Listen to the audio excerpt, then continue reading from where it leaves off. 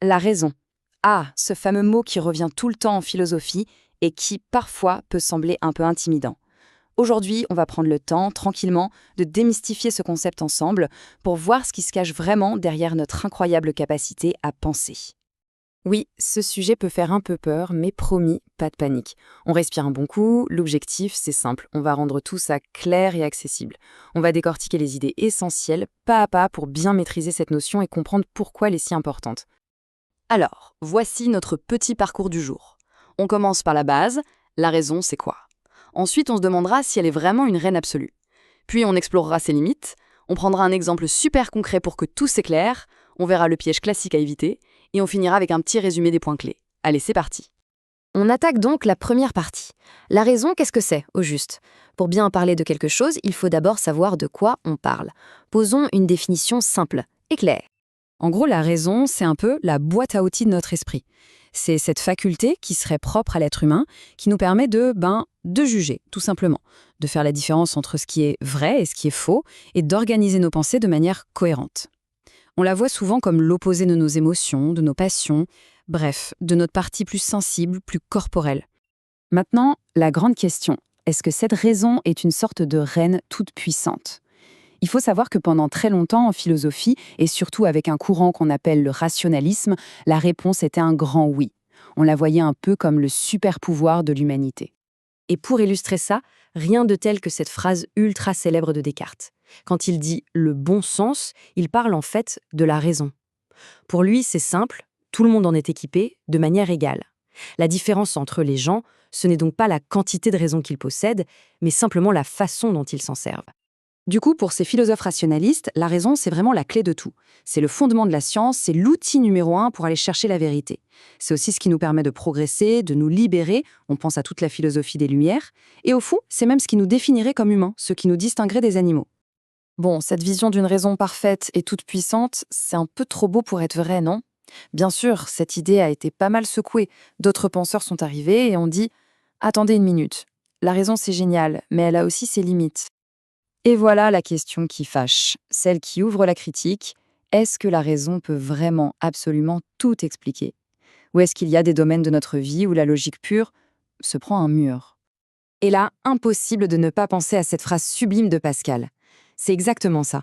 Il nous dit qu'il y a des vérités qui se ressentent, qui se vivent, mais qui ne se démontrent pas comme un théorème de maths.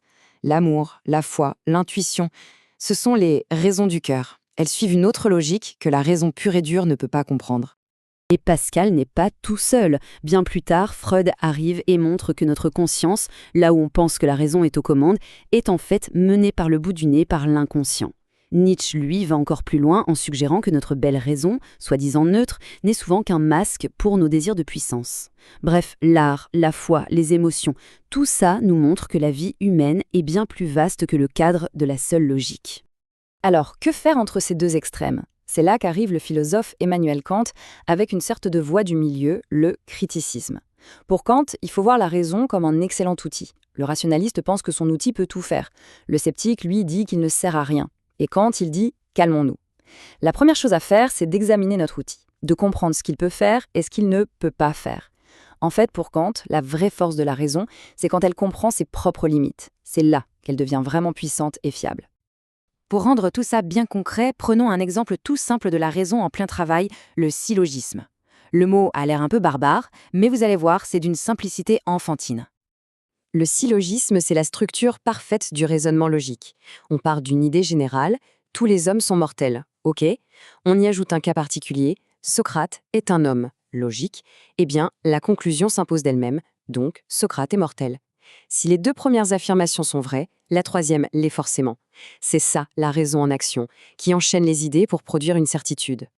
On passe maintenant à un point super important, le piège à éviter sur ce sujet, que ce soit dans une copie ou dans une discussion. C'est une erreur facile à commettre, mais aussi très simple à éviter une fois qu'on l'a repéré. Le piège principal, le voilà, c'est de tomber dans le tout ou rien. De voir ce débat comme une sorte de match de boxe, la raison contre les émotions, avec un seul gagnant à la fin. Et il faut absolument éviter de penser de façon binaire. Soit la raison peut tout, soit elle ne peut rien. Non, la philosophie, c'est l'art de la nuance. Critiquer la raison, ce n'est pas la jeter à la poubelle. Au contraire, c'est une façon de la rendre plus forte, en la comprenant de manière plus juste, plus humble et finalement plus intelligente. Allez, on arrive tout doucement à la fin. On va résumer tout ce qu'on a vu en 3 points clés. C'est l'essentiel de l'essentiel à garder en tête. Premièrement, la raison, c'est notre capacité à penser logiquement. C'est notre boussole pour le vrai et le faux.